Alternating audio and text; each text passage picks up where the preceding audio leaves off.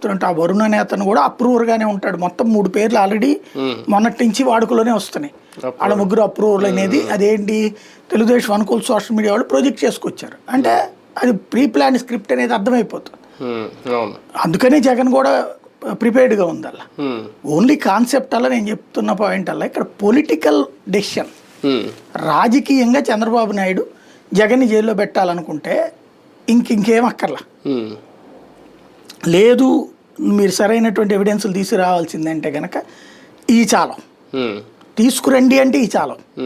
ఎందుకంటే 11 కోట్లు అక్కడెక్కడో దొరికినాయి. ఇప్పుడు వీళ్ళు కూడా శ్రీనివాస్ దగ్గర దొరికిన డబ్బులు ఆయన అన్నారు అంతే కదా. అలా పిఎస్ శ్రీనివాస్ దగ్గర దొరికిన డబ్బులు స్కిల్ డెవలప్మెంట్ కేసులో డబ్బులు అన్నారు. ఏడప్పుడు ఒప్పుకుంది కోర్టు. ఎలా అంటావు అదంతే అంతే కదా. రెండవది ఇంకో పాయింట్ ఏంటంటే గవర్నర్ ఓకే చేయాలి.